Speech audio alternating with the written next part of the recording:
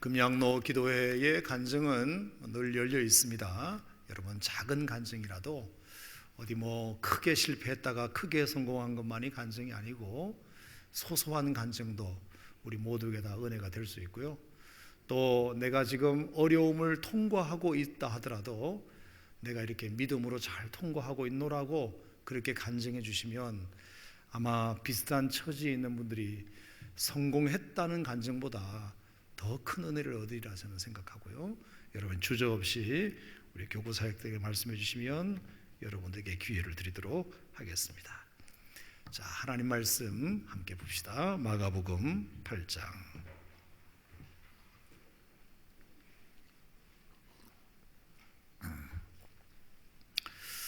마가복음 8장 22절에서 26절.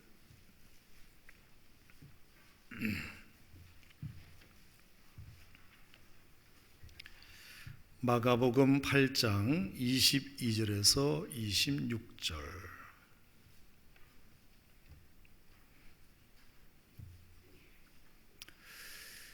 자, 찾으셨으면 다 같이 한 목소리로 봉독합시다. 시작. 벳세다의 이름에 사람들이 맹인한 사람을 데리고 예수께 나와 손 대시기를 구하거늘 예수께서 맹인의 손을 붙잡으시고 마을 밖으로 데리고 나가사 눈에 침을 뱉으시며 그에게 안수하시고 무엇이 보이느냐 물으시니 쳐다보며 이르되 사람들이 보이나이다.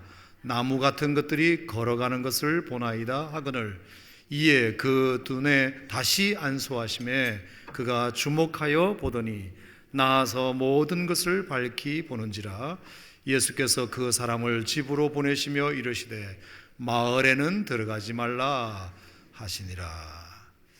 지난주에 이광진 목사님이 똑같은 본문으로 우리 골동성전은 설교했다고 제가 알고 있지만 그래도 설교자가 다르면 또 다른 관점으로 우리가 해석할 수 있는 거니까요. 아무리 같은 본문을 여러 번 설교를 들어도 상황이 다르고 또 설교자가 다르면 또 다른 은혜를 하나님이 주시라고 생각하고 오늘 이 말씀을 다시 한번 여러분과 같이 나눠보도록 하겠습니다. 자, 오늘 여러분이 읽으신 이 본문은 지난주에도 들으셨겠지만 예수님의 공생애에 흔히 자주 등장하는 병고침의 사건이라고만 볼 수 없는 아주 특별한 점이 많은 그런 본문 중에 하나입니다. 오늘 보니까 예수님께서 맹인의 그 질병을 고치셨다고 되어 있잖아요. 맹인을 고치신 일은 이거 아니더라도 여러 번 계셨지만 이 본문은 다른 여느 치유 사건과는 특별한 점이 몇 가지가 있습니다. 이것이 굉장히 우리에게 중요한 도전을 주는 말씀이기 때문에 다시 한번 그 말씀을 좀 같이 나누겠습니다. 절대로 이 본문은 평범한 치유 사건이라고는 볼 수 없는 아주 특이한 본문입니다. 왜 그러냐 하면 몇 가지 이유 때문인데, 첫째는 이 본문이 차지하고 있는 위치 때문에 그렇습니다.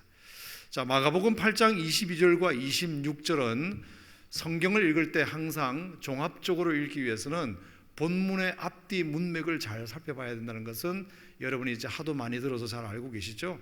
그러니까 본문도 본문이지만 이 본문을 더 잘 이해하기 위해서는 앞에 어떤 사건이 있었고 뒤에 어떤 사건이 있었는지를 보면 이 본문이 어떤 의미이겠구나 하는 것을 우리가 알 수 있어요. 자, 마가복음 8장의 이 베세다에서 맹인을 고치신 이 사건이 왜 특별한 본문이냐 하면 그 앞에 이런 구절이 나오기 때문입니다. 자, 14절부터 21절까지 말씀을 여러분이 한번 보시면 이미 제가 여러분들에게 설교를 했어요. 자, 예수님께서 제자들과 함께 배를 타고 달마누다 지역에서 이제 다시 벳세다 쪽으로 건너오시는 과정입니다. 배에서 제자들이 14절에 보니까 약간의 언쟁을 벌이고 있어요. 뭐 때문에 언쟁을 벌였다고요? 떡 때문에 언쟁을 벌였습니다. 자, 14절 말씀 시작. 제자들이 떡 가져오기를 잊었음에 배에 떡 한 개밖에 그들에게 없더라.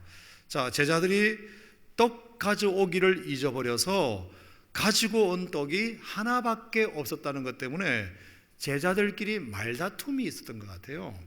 이게 뭐냐 하면 이런 거죠. 뭐 베드로가 수제자니까 아마 베드로가 물었을 수도 있어요. 잠깐, 야, 우리 떡 챙겨왔냐? 이렇게 물었겠죠. 그랬더니 빌립이 대답했는지 안드레가 대답했는지 유다가 대답했는지는 모르겠지만 누군가 주머니를 뒤져보더니 떡 하나밖에 없는데요, 이렇게 얘기한 거죠. 그랬더니 베드로가 화가 났겠죠. 아니, 뭐라고? 아니, 우리가 지금 인원이 12명이고 예수님까지 포함하면 13명인데 떡 하나 가지고 누구 코에 붙이려고 왜 떡 하나밖에 안 챙겨왔느냐? 오늘 저녁도 먹어야 되고 내일 아침도 먹어야 되고 예수님께서 음식 달라고 찾으시면 우리 어떡하려고 그러느냐? 이거 음식 담당 누구냐? 이렇게 이제 언쟁이 있었던 것 같아요. 여러분, 제가 이걸 가지고 설교를 어떻게 했죠? 여러분, 지금 그 앞에 어떤 사건이 있었나요? 예수님께서 떡 7개로 4,000명을 먹인 사건이 있었어요. 떡 7개를 가지고 4,000명을 먹인 사건에 제자들도 그 자리에 있었고 심지어 제자들이 나눠주기까지 했어요. 떡 7개로 4,000명이 먹겠다는 얘기는 한 개로 몇 명이 먹었다는 걸까요? 570명이 먹었다는 거예요.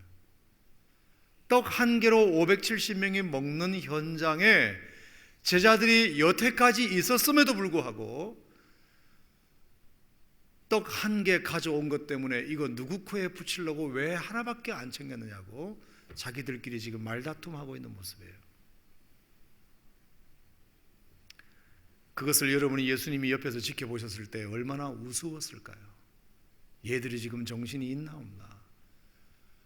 바로 코앞에 떡 7개로 4,000명 먹이는 것을 지들도 봤을 텐데, 내가 지금 엄연히 옆에 있는데 떡 하나밖에 안 챙겨왔다고 서로 누구 책임이냐고 누구 탓만 하고 있는 모습을 봤을 때 예수님 마음이 어땠을까? 그거 우리가 생각해 봤잖아요. 뿐만 아니라 지금 제자들은 떡 가지고 언쟁을 할 상황이 아니에요. 왜냐? 11절부터 13절까지 말씀해 보면 예수님께서 달마두다 지방으로 가셨다가 아주 탄식할 만한 일이 하나 있으셨어요. 그게 뭐냐면 바리새인들의 혼란과 시험 때문이에요. 바리새인들이 예수님을 만나자마자 혼란하고 시험하고 시비를 걸고 떠보고 그리고 다시 표적을 보여달라고 하니까 예수님이 너무 속이 상하셨어요. 그래서 12절에 보니까 뭐라고 돼 있죠? 마음속으로 깊이 탄식하셨다. 절망하셨어요. 바리새인들은 얘들은 어떻게 할 수가 없구나.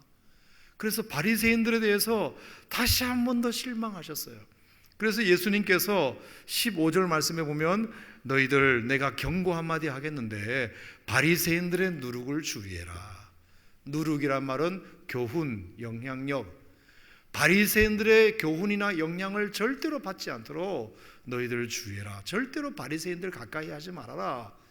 예수님께서 지금 그렇게 말씀하실 정도로 바리새인들에 대한 생각이 가득 차 있어요. 근데 제자들은 예수님이 지금 기분 안 좋으시니까 건드리지 마라, 이래도 시원찮을 텐데 떡 하나밖에 안 가져온 것 때문에 자기들끼리 지금 언쟁을 벌이고 있는 모습이 예수님에게 얼마나 참 속이 상하고 힘드셨을까를 생각해 보게 돼요. 그래서 제자들이 예수님의 마음을 몰라줘도 너무 모른다 싶어서 얘들이 내가 말을 안 해서 그런가 보다 생각하고 예수님께서 친히 말씀하셨어요. 바리새인의 누룩을 주의하라, 헤롯의 누룩을 주의하라, 이렇게 얘기하셨어요. 그랬더니 16절에 뭐라 그랬죠? 제자들이 서로 수군거리기를 이는 우리에게 떡이 없음이로다. 봐라, 예수님이 떡 안 가져온 것 때문에 뭐라 하시지 않냐, 이 뜻이죠. 지금 예수님께서는 떡 안 가져온 걸 가지고 뭐라 하시는 것이 아니라 바리새인의 누룩을 주의하라고 말씀하셨는데 제자들은 서로 수군거리기를 봐라, 예수님도 떡 안 가져온 걸 가지고 뭐라 그러지 않냐, 이렇게 말하는 것입니다. 여러분, 도대체 이게 무슨 뜻일까요? 예수님은 누룩을 말씀하셨는데 예수님은 떡으로 알아듣고 있습니다. 우리말도 누룩, 떡 다른 단어지만 헬라어 단어로도 누룩이란 말은 쥐메라는 단어이고 떡이라는 단어는 아르토스라는 단어라고 말씀을 드렸어요. 그러니까 예수님께서는 쥐메를 말씀하셨는데 제자들은 아르토스로 알아들은 거죠. 전혀 다른 말로 알아들었어요. 예수님께서 얼마나 마음이 답답하셨겠어요. 그러니까 자 17절 말씀에 보면 예수님께서 뭐라 그러셨죠?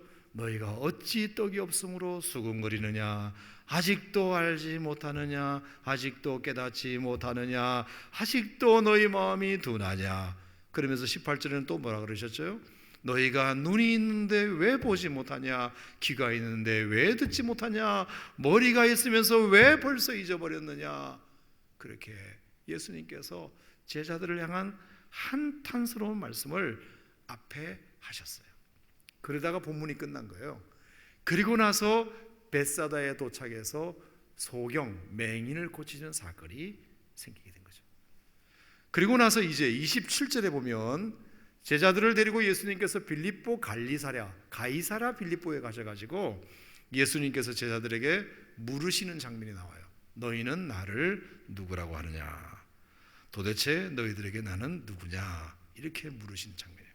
자, 그러니까 예수님께서 제자들에 대하여 엄청 실망을 하신 그 실망하신 사건 다음에 벳세다의 맹인을 고치신 사건이 이어지고 있다는 것이 우리가 첫 번째 이 본문을 해석하는 데 있어서 주의 깊게 보아야 할 본문의 배경이에요. 두 번째, 이 본문이 왜 특이한 본문이냐면 벳세다라는 동네 때문에. 자, 본문의 장소가 어디예요? 벳세다예요. 벳세다. 자, 벳세다에 대한 얘기를 잠깐 해보겠습니다. 자, 요한복음 1장 찾아봅시다. 요한복음 1장. 정신을 바짝 차리고 제 얘기를 잘 들으세요. 자, 요한복음 1장 44절. 자, 벳세다에서 일어난 이야기이기 때문에 벳세다라는 장소를 한번 공부해 봅시다. 요한복음 1장 44절. 찾으셨으면 아멘. 자, 44절 시작. 빌립은 안드레와 베드로와 한 동네 벳세다 사람이라. 자, 벳세다 출신 제자들이 3명이 있었나 봐요. 첫 번째 누구예요? 빌립. 두 번째 안드레. 세 번째 베드로. 요 사람들은 다 고향이 같아. 고향이 어디? 벳세다. 벳세다 출신 제자들이에요. 빌립, 안드레, 베드로. 자, 이 셋 중에서 예수님의 수제자가 베드로예요. 베드로. 그래서 항상 수제자이기 때문에 예수님의 행동 반경이나 이런 것들에 대해서 예수님과 대화를 나눌 수 있어요. 예수님 다음은 어디 가실 거예요? 다음에는 어느 동네 가실 거예요? 어디 가서 전도하실 거예요? 베드로가 예수님과 가장 가깝기 때문에 물어볼 수 있어요. 예수님의 비서실장 같은 사람이기 때문에 그래요. 그러니까 예수님께서 다음에 내가 어디 가려고 해? 알았어요 예수님. 그럼 저희가 준비할게요 라고 할 수도 있고, 아니면 거꾸로 베드로가 예수님에게 다음에 여기 좀 가주시면 안 돼요? 라고 건의할 수도 있어요. 건의할 수도 있어요. 비서실장이니까. 베드로 그 정도는 말빨이 서니까. 그러니까 아마 예수님께서 다음에 어디 가실 것인지에 대한 계획이 있으셨지만 한날은 베드로가 이렇게 물었을지 몰라요. 예수님, 제가 부탁이 하나 있어요. 뭔데? 제 고향이 벳세다잖아요. 저희 동네 한번 가주시면 안 돼요? 저희 동네 한번 가주시면 안 돼요? 그래? 뭐 어려운 건 아니지. 벳세다, 저 갈릴리 북동쪽에 있는 작은 마을이잖아. 그래, 뭐 멀지도 않은데 내가 한번 가보지 뭐. 그렇게 해서 예수님께서 벳세다에 가신 것 같아요. 가신 것 같아요. 자, 요한복음 6장을 보겠습니다. 요한복음 6장.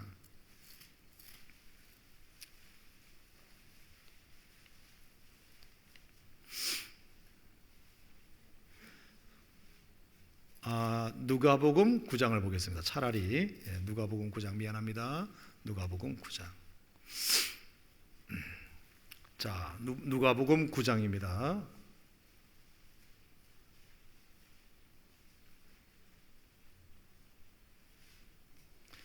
자, 9장 10절 다 같이 시작. 사도들이 돌아와 자기들의 행한 모든 것을 예수께 여쭈니 데리시고 따로 벳세다라는 고을로 떠나가셨다. 자, 벳세다라는 고을로 예수님께서 가셔요. 자, 그러니까 벳세다는 누구의 고향? 베드로의 고향, 또는 안드레, 또는 빌립의 고향으로 가시는 거예요. 빌립의 고향으로 가시는 거죠. 자, 이 벳세다라는 고을에 가니까 남자만 5천 명이 모여있는 엄청난 집회를 거기서 하시는 거예요. 베드로가 아마 선전을 많이 했나 봐요. 야, 내가 모시는 예수님이 있는데 말이야, 내가 예수님에게 부탁했거든. 예수님 얼마나 말씀 좋은지 몰라. 예수님 얼마나 기적도 많이 행하시는지 몰라. 너희들 눈 뜨고 생전에 이런 구경은 처음일 테니까 몇 날 몇 시에 벳세다 들녘으로 다 모여. 그래가지고 엄청나게 사람들이 모였어요. 남자만 5천 명이라 그랬으니까 얼마나 많이 모였는지 몰라요. 베드로의 이 인원 동원 능력은 탁월해요. 그래서 딱 모인 거죠. 그래서 예수님께서 이제 하나님 말씀을 이야기하시는 거죠. 11절에 보니까 무리가 알고 따라왔거늘 예수께서 그들을 영접하사 하나님 나라의 이야기를 이야기하시며 병 고칠 자들은 고치시더라. 베드로가 부탁했거든요. 예수님, 벳세다 저희 동네 한번 가주시면 안 돼요? 그래, 뭐 가지 뭐. 사람 좀 모아봐라. 그랬더니 너무 많이 모아놓고, 그래서 예수님이 너무 흡족하셔서 말씀을 전하시고 병도 고쳐주시고 그들을 다 영접해 주시고, 그리고 그들이 이제 날이 저물어 가서 배가 고픈 줄 아시고 이제 그들을 먹을 것도 예수님께서 챙겨주시는 거죠. 자, 요한복음 6장으로 다시 가겠습니다. 자, 요한복음 6장. 이런 설교는 여러분 처음 들으실 거예요. 요한복음 6장. 저도 뭐 처음 하는 거니까. 요한복음 6장.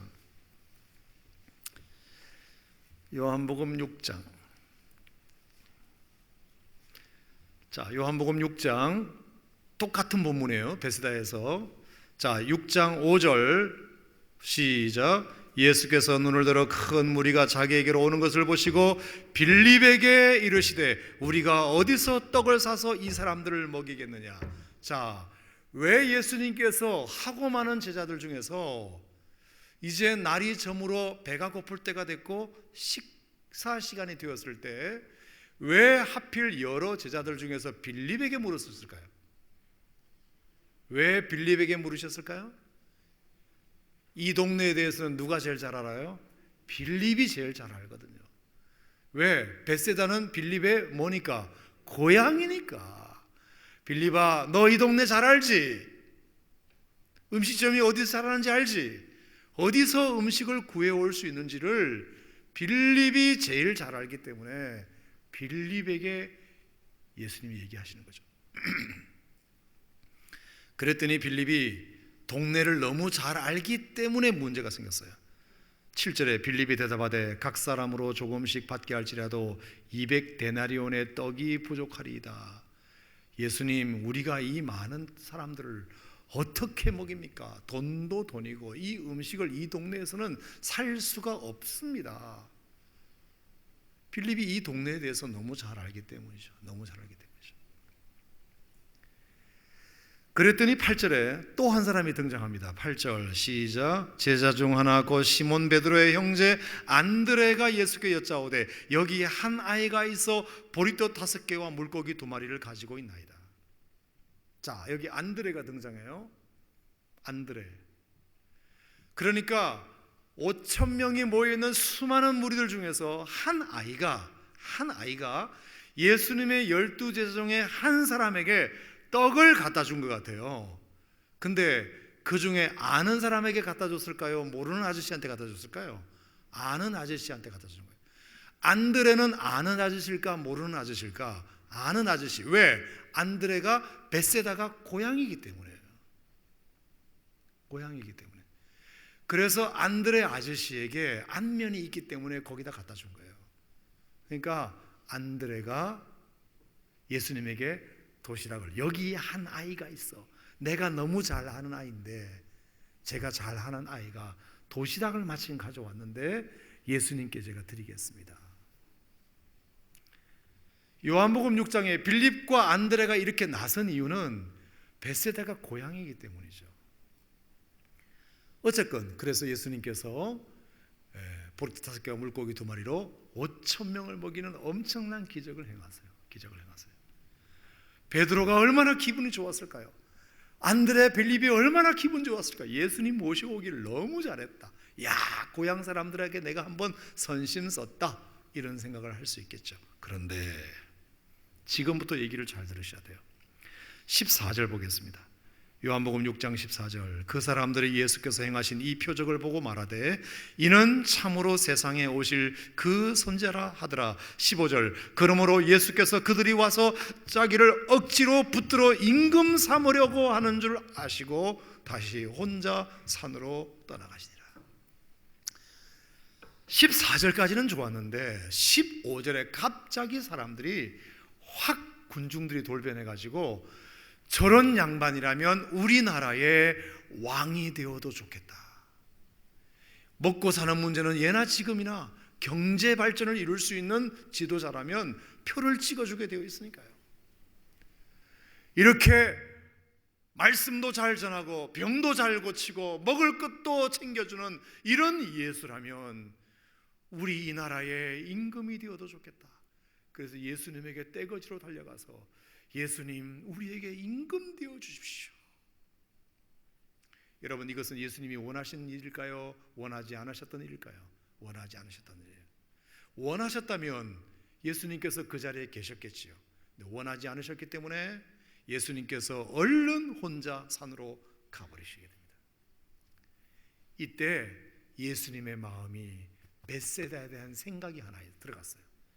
벳세다 사람들은 내가 그들을 그렇게 불쌍히 여겨주고 말씀을 전하고 기적을 행하고 정말 저들이 배가 고플까 봐 보리떡 5개와 물고기 2마리로 그들을 먹여줬는데 이 친구들이 결국 마지막에 나에게 하는 소리는 나에게 임금 되어달라는 것이구나. 예수님이 적잖이 실망을 하신 거예요. 실망을. 예수님은 지금 그거 하려고 오신 분이 아니세요. 여러분, 나를 좀 임금에 출마시켜 주시오, 나를 좀 대통령으로 뽑아 주시오, 예수님께서 그런 연설을 하신 분이 아니세요. 분명히 하나님 나라의 일을 말씀하셨을 거예요. 아멘. 분명히 하나님 나라, 천국에 대해서 말씀하셨을 거예요. 근데 사람들은 하나님이 예수님이 말씀하시는 내용은 하나도 듣지 않고 그저 떡을 만들어서 사람들을 배불리 먹인 그 기적에 현혹되어 우리의 임금이 되어달라고 말하는 거죠.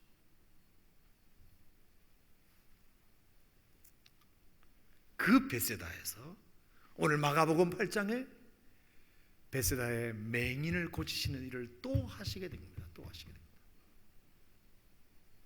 자, 마가복음 8장으로 다시 한번 가볼까요? 마가복음 8장. 그래서 보세요.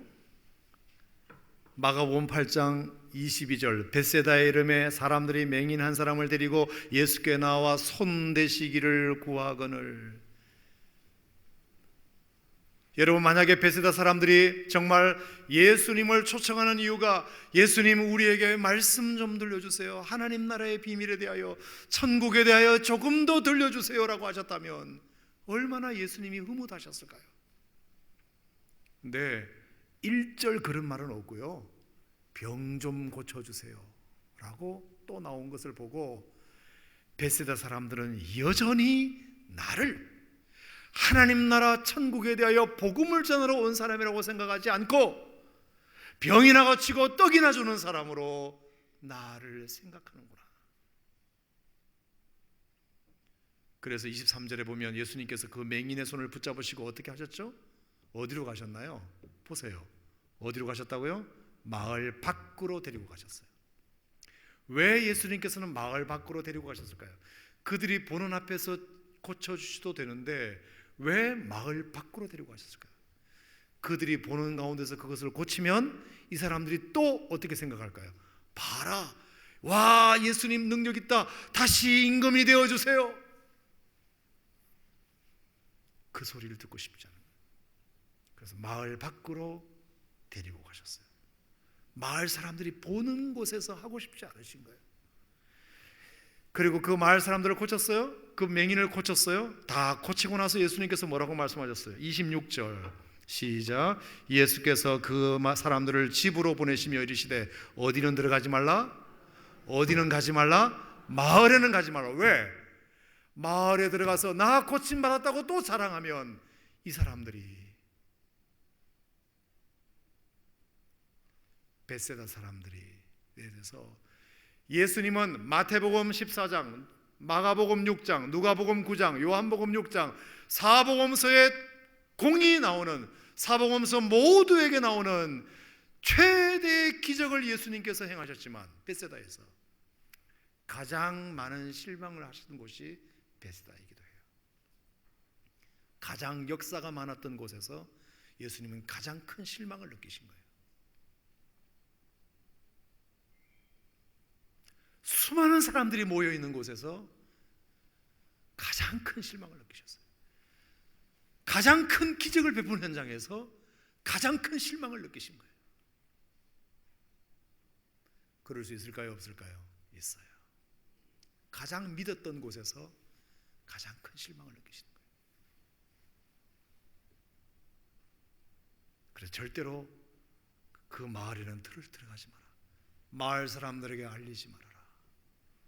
그 마을 사람들, 나를 하나님 나라 천국을 전하러 온 사람으로 생각하지 않고 나를 임금 삼으려서 정치적인 야망, 그 꿈을 이루려고 하는 그런 못된 사람들이다. 저는 이 벳세다에 대한 예수님의 실망이 그치지 않으셨습니다. 자, 그래서 나중에는 뭐라고까지 말씀하시는지 여러분 보세요. 자, 마태복음 11장을 보겠습니다. 마태복음 11장. 마태복음 11장. 아마 여러분들은 이런 구절이 있었다는 것도 몰랐을걸요. 마태복음 11장 21절. 마태복음 11장 20절과 21절 다 같이 읽겠습니다. 마태복음 11장 20절 21절 시작. 예수께서 권능을 가장 많이 행하신 고을. 자, 예수님께서 권능을 가장 많이 행하신 고을, 그 중에 어디? 벳세다. 예수님께서 가장 많은 권능을 행하신 고을.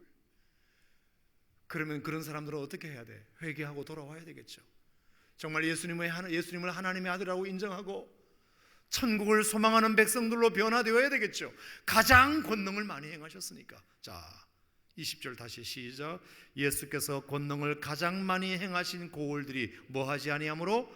회개하지 아니하므로 그때에 책망하시되. 예수님께서 원하셨던 건 뭐예요? 회개하는 거예요. 천국이 가까웠느니라, 회개하라, 천국이 가까웠느니라. 하나님 나라에 대해서 말씀하셨으면 이 백성들이 회개하고 돌아오는 것이 예수님의 마음이었어요. 근데 가장 많은 권능을 행한 고을들에 그들이 회개하지 아니하므로 그때 예수님이 이렇게 책망하셨어요. 자, 21절 시작. 화 있을진저 고라시나, 화 있을진저 어디야? 어디야? 벳세다야. 너희에게 행한 모든 권능을 두로와 시돈에서 행하였더라면 그들이 벌써 베옷을 입고 재에 앉아 회개하였으리라. 이 권능을 두로와 시돈에서 행하였더라면 그들은 벌써 회개하고 돌아왔을 텐데, 벳세다 너희들에게 가장 많은 권능을 행했음에도 불구하고 회개하지 않고 돌아오지 않는 너희 백성들에게 화 있을진저.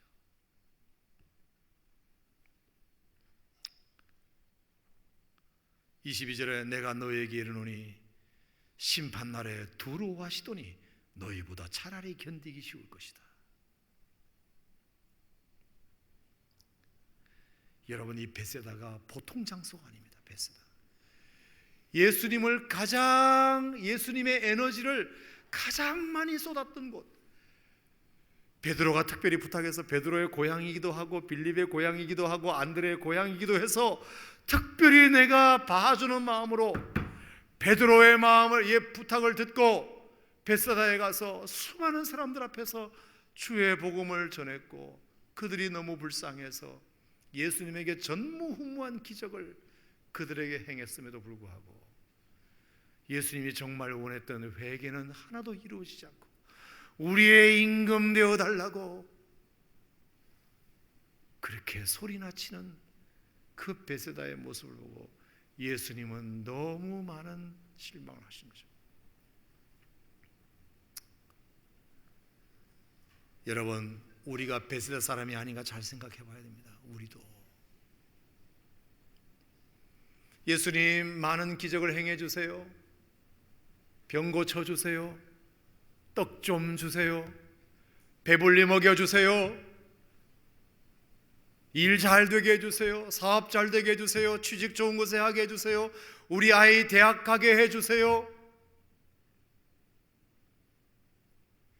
주님이 그 소원을 베세다 사람들에게 하듯이 그 소원을 들어주면 우리가 하나님 앞에 회개하고 돌아오는 것이 아니라 더 임금이 되어달라고, 차라리 우리의 임금이 되어달라고 더 많은 것들을 우리에게 안겨주는 존재만을 바라는 거죠. 예수님과는 전혀 핀트가 안 맞는 그런 모습을 보여주고 있는 거예요. 그게 베세다야. 그러니까 베세다에서 한 맹인을 고친 사건을 그냥 보면 안 돼요. 그냥 보면 안 돼요. 자, 마가복음으로 다시 가서 마가복음 8장 또 하나 재밌는 것이 있어요. 마가복음 8장 21절부터 26절까지 제가 설교를 이광기 목사님 하셨지만 제가 또 하는 이유가 거기 있어요. 자, 여기 보면 특별한 부분이 또 나와요. 자, 23절 다 같이 한번 읽어봅시다. 시작. 예수께서 맹인의 손을 붙잡으시고 마을 밖으로 데리고 나가사 눈에 침을 뱉으시며 그에게 안수하시고, 자, 예수님께서 이 맹인을 어떻게 고치셨죠? 안수로 고치셨어요. 안수하시면 대부분 다 고쳐져요, 안 고쳐져요? 한 번도 안 고친 적이 없어요. 예수님은 한 번 안수하시면 모든 병을 지금까지 다 고치셨어요. 자, 안수하시고 나서 무엇이 보이느냐 물으셨어요. 그랬더니 이 환자가 쳐다보며 이르되 사람들이 보이나이다. 여기까지는 괜찮아요. 그런데 그 다음 구절에 뭐라고 되어 있죠? 나무 같은 것들이 걸어가는 것을 보나이다. 사람들이 보인다 해놓고 나무 같은 것들이 걸어가는 것이 보인다. 이거는 온전히 치유가 된 거예요, 안 된 거예요? 안 된 거잖아요. 그러니까 눈을 뜨긴 떴는데 희미하게 뜬 거예요. 그러니까 뭐가 지나가긴 지나가는데 사람이 아니고 나무 같은 것들이 지나가는 것으로 보이는 거예요. 이게 온전히 치유가 안 된 거예요. 그래서 할 수 없이 25절에 이에 그 눈에 다시 안수하시매. 예수님의 두 번 안수 사건이에요. 예수님의 공생애를 통틀어서 예수님이 어떤 환자에게 두 번 안수하신 적은 여기밖에 없어요. 딱 여기밖에 없어요. 예수님은 나사로도 안수 안 하고 무덤에서 나오게 하신 분이에요. 예수님은 한마디 하시면 안수 그까짓 것 안 해도 고칠 수 있는 분이에요. 예수님이 안수하시면 병 고치지 않는 사람이 아무도 없어요. 그런데 웬일인지 이 베세다 맹인은 한 번 안수로 안 돼서 두 번 안수해야 고침받는 사람이 된 거예요. 여러분에게 물어봅시다. 예수님의 영발이 떨어져서일까요, 여러분? 이상하다. 옛날에는 한 방에 됐는데 이제는 한 방에 안 되네. 내가 영역이 좀 떨어졌나? 여러분, 이 본문을 이렇게 해석할 수 있는 본문일까요? 아니면 첫 번째 안수를 좀 세게 안 하시고 어떻게 약하게 하셔서 그랬나? 그거 아니라는 거 아시죠? 여러분, 여기에는 바로 아까 제가 처음에 말씀드린 벳세다 사람들과 제자들에게 하시고자 하시는 메시지가 있기 때문에, 이 벳세다 사람들에게, 실망시킨 벳세다 사람들에게, 그리고 나를 실망시킨 제자들에게 지금 예수님은 뭔가 하시고 싶으신 말씀이 이 환자 한 사람을 놓고 지금 보여주시는 거예요. 그게 뭘까요? 벳세다 사람들도, 예수님의 제자들도 지금 온전히 눈을 뜨지 못하고 반쯤 뜨고 있는 모습이 너희들의 모습이다, 이 뜻입니다. 너희들의 모습이다. 그래서 예수님께서 마가복음 8장에 18절에 눈이 있어도 보지 못하며, 너희들은 어떻게 눈이 있어도 보지 못하느냐. 자, 눈이 있는데 보지 못하는 게 바로 벳세다의 맹인을 한 번 안수했을 때 나타나는 현상이에요. 눈이 있는데 제대로 보지 못하는 거죠. 여러분, 이것은 뭘까요? 이건 뭘까요? 우리가 영적인 눈을 온전히 뜨지 못했다는 뜻이에요. 영적인 눈을, 예수님을 분명히 보지를 못했다는 뜻이에요.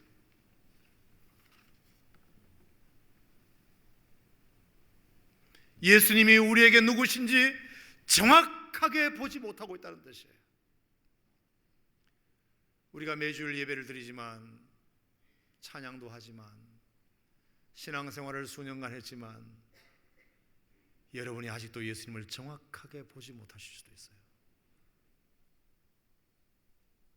예수님이 누구신지 분명히 보지 못하실 수도 있어요. 그저 벳세다 사람들처럼 떡이나 먹여주고 병이나 고쳐주는 정도, 그 앞에서 회개하고 뉘우치고 하나님 나라의 일을 말씀하실 때 천국을 소망하는 그런 분, 그런 천국을 우리에게 알려주시러 오신, 하나님 나라의 이야기꾼으로 이 땅에 오신 하나님 나라, 하나님의 나라, 하나님의 나라, 하나님의 아들 주 예수 그리스도 나의 메시아라고 생각하지 않고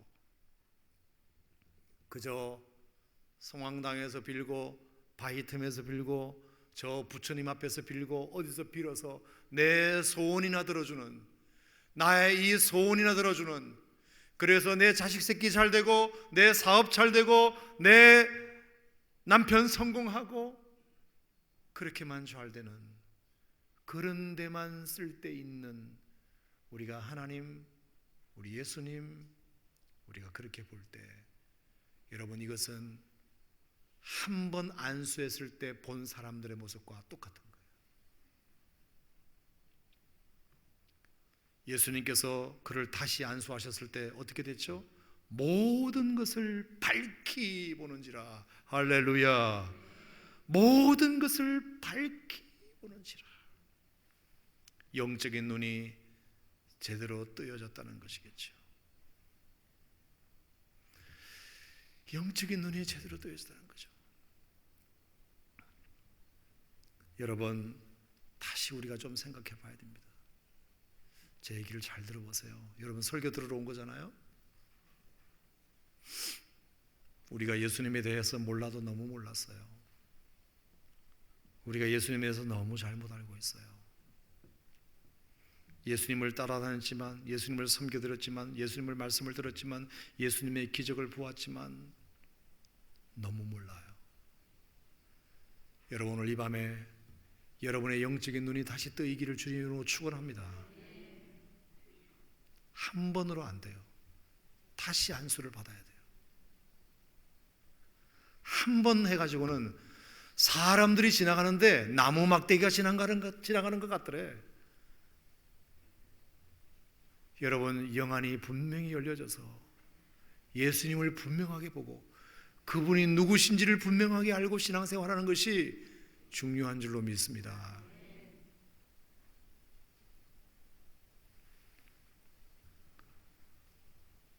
저희 집사람하고도 25년 살았어요. 아직도 제가 잘 모르겠어요. 잘 몰라요. 제일 많이 아는 것 같은 저도 잘 몰라요. 아직도 제 눈이 더 열려야 돼요. 더 열려야 돼요. 더 열려야 돼요. 더 열려야 돼요. 여러분들이 지금 눈 뜨고 있는 눈은 소경은 아니지만, 뜬 건 맞지만 나무 막대기가 지나가는 것처럼 보이는 눈만 가지고 떴다고 말할 수도 있어요. 여러분, 그건 뜬 게 아니에요. 밝히 보아야 뜬 거예요. 다시 안수 받으셔야 돼요. 다시 안수 받으셔야 돼요. 여러분, 우리가 밝히 본다는 말은 뭐냐?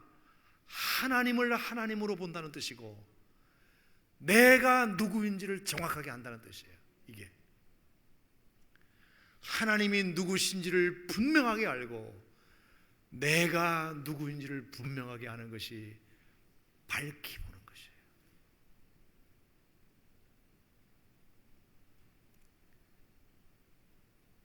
여러분의 영안이 열리기를 바랍니다. 여러분의 영적인 눈이 열리기를 축원합니다.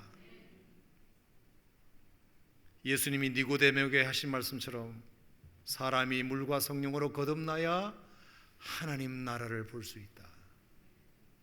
그 눈이에요. 그 눈. 그걸 말하는 거예요. 우리가 물과 성령으로 거듭나야 하나님 나라를 볼 수 있다. 니고데모에게 말씀하신 그 영안이 열려야 돼요. 그 영안이 열려야 돼요. 누가복음 24장에 엠마오로 가는 두 제자에게 부활하신 예수님이 같이 동행하시는데도 예수님이신 줄 몰라봤어요. 언제 알아봤느냐? 나중에 떡을 떼며 주님이 말씀을 풀어주실 때에 그때 눈이 밝아져 예수신 줄 알게 되었어요. 여러분에게 그 눈이 열리기를 축원합니다. 그 눈이 열리기를 축원합니다. 사무엘상 17장에 골리앗이 너무 커서 이스라엘 백성들이 벌벌벌벌 떨고 있을 때 그래도 다윗만큼은 아니다, 만군의 여호와 이름으로 나아가면 이길 수 있다. 이것과 관련된 아주 유명한 영어 문장은 아니지만 영어 구가 있어요. 그게 too big to hit, too big to miss라는 거예요. Not too big to miss, not too big to hit, but too big to miss. too big to hit. 너무 커서 이스라엘 모든 군사들은 저 골리앗이 너무 커서 칠 수 없다. too big to hit. 하지만 다윗은 그렇게 생각하지 않았어요. too big to miss. 저 골리앗은 멀대같이 커서 아무 때나 돌을 던져도 다 맞출 수 있다. 그게 영안이 열리는 거예요. 하나님의 관점으로 내 눈으로 보면 골리앗은 너무 크지만 하나님 만군의 여호와의 눈으로 보면 그건 얼마든지 아무 문제가 안 되는 거예요. 민수기 14장의 가데스 바네아에서 10명의 정탐꾼의 눈과 여호수아와 갈렙의 눈이 달라요. 똑같은 현상을 봤지만 여호수아와 갈렙은 하나님이 우리와 함께 하시면 그들은 우리의 밥이다. 할렐루야. 그 눈이 우리에게 필요해요. 그 눈이 세상을 두려워하지 아니하고 하나님이 우리와 함께 하시면 그들은 우리의 밥이라고 볼 수 있는 눈이 여러분들에게 필요합니다. 믿습니까, 여러분? 믿습니까? 아멘 하십시오. 아멘 하십시오. 그 눈을 가져야 됩니다. 그 눈을. 그게 영안이 열린 사람입니다.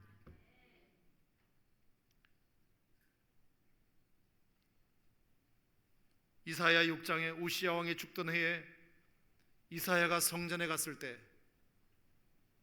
거룩하다 하나님의 그 영광을 목도했을 때 그 하나님의 영광을 보고 나서 곧 이사야는 뭘 받느냐? 화로다 나는 망하게 되었도다. 내가 얼마나 죄가 많은 사람인지를 발견하게 됩니다. 그 눈에 우리가 하나님 앞에 갔을 때 내가 누구인지를 보는 눈이에요. 누가복음 5장에 밤이 맞도록 수고했을 때 얻은 것이 없었던 베드로에게 예수님께서 오셔서 깊은 데로 가서 그물을 던져라 해서 그물에 고기가 찢어질 이 그물이 찢어질 정도로 고기를 많이 잡았을 때 베드로가 처음으로 반응했던 게 뭐냐면 주여 나를 떠나소서 나는 죄인으로소이다. 자기가 예수님 앞에서 죄인인 것을 발견하게 돼요. 그 눈을 말하는 거예요. 그 눈. 요한복음 8장에서 가나마다 현장에서 붙들린 그 여자를 잡아왔을 때 사람들 눈에는 죄인밖에 보이지 않았어요. 저 여자, 돌에 맞아 죽을 여자, 돌에 맞아 죽을 여자, 그것만 보였어요. 근데 예수님께서 너희 중에 죄 없는 자가 돌로 치라는 말씀을 딱 듣자마자 모두가 다 물러갔어요. 왜? 죄인을 앞에 놓고는 자기가 의인이라고 생각이 들었지만 예수님을 앞에 보니까 자기가 죄인이거든요. 그래, 우리 모두가 다 죄인이지. 누가 돌을 들고 칠 수 있겠냐? 그 눈이 영안이 열린 사람이에요. 욥기 42장에 욥이 그렇게 숱한 고난을 당하고 세 친구들이 와가지고 네 친구들이 와가지고 욥에 대해서 계속 비판하고 책망하고 했을 때 욥은 끝까지 자신의 의로움을 주장했어요. 나는 죄 지은 거 없다. 나 고난 당할 이유 없는 사람이야. 너희들 함부로 그렇게 말하지 마. 나 의롭게 산 사람이야. 왜 이래? 나같이 의롭게 산 사람이 있으면 나와보라 그래. 이게 욥의 일관된 논리였어요. 그런데 욥기 마지막 42장에 친구들의 말이 끝나고 이제 하나님의 음성을 듣고 나서 욥이 42장의 마지막으로 한 게 뭔지 아세요? 제가 지금까지 귀로 듣기만 하였사옵더니 이제는 눈으로 주를 배옵나이다. 제 가운데 내가 회개하나이다. 욥이 처음으로 하나님 앞에 회개하게 돼요. 드디어 영안이 열린 거예요. 하나님 앞에서 영안이 열린 거예요. 오늘 마태복음 11장에서 예수께서 말씀하셨어요. 내가 가장 많은 권능을 베풀었던 그 고라신과 벳세다는 화 있을진저. 회개하지 않는 백성들이여 화 있을진저.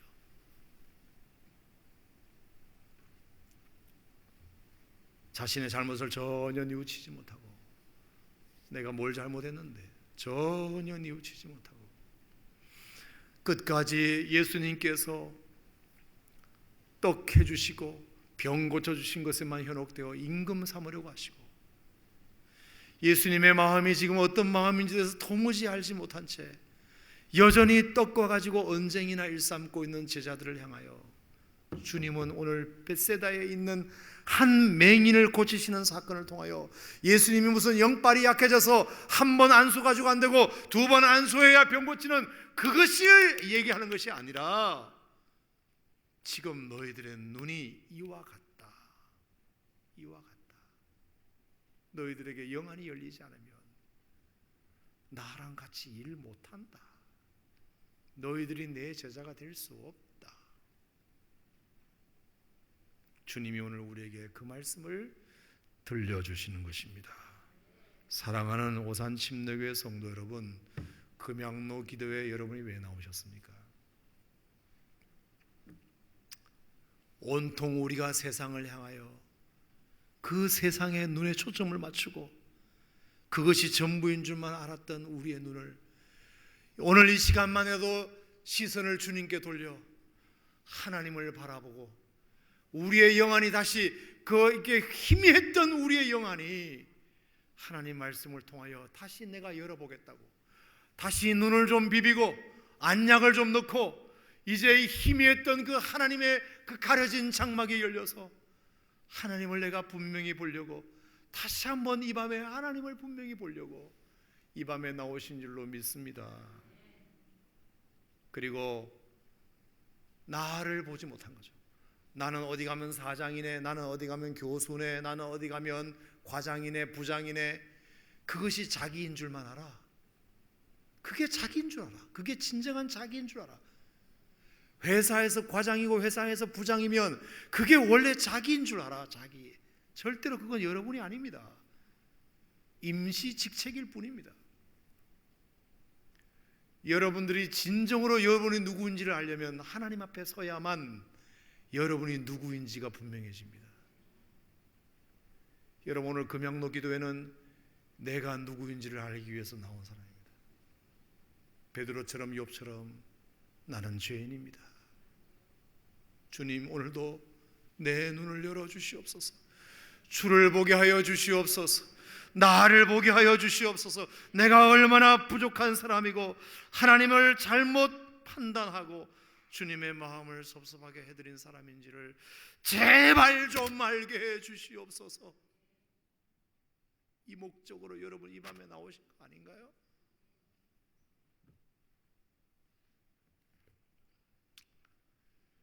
오늘 이 밤에 여러분의 시선이 주님께로 향하여 다시 돌려질 때 여러분의 영안이 다시 열릴 줄 믿습니다. 오늘 이 밤에 여러분들에게 주님이 두 번 안수해 주시기를 축복합니다. 여러분 모두에게, 세교 성전에 계신 분들 모두에게도 주님이 오늘 두 번째 안수해 주시기를 바랍니다. 모든 것을 밝히 볼 수 있도록. 그럴 때 여러분, 하나님의 역사가 다시 시작될 줄로 믿습니다. 따라합시다. 주여, 오늘 이 밤에 영안을 열어 주옵소서. 다시 안수하여 주옵소서. 하나님을 보게 하여 주옵소서. 나를 보게 하여 주시옵소서. 이것이 오늘 이 밤에 여러분의 기도 제목이 되기를 주의 이름으로 축원합니다. 고맙습니다. 하나님, 오늘 이 밤에 하나님께서 우리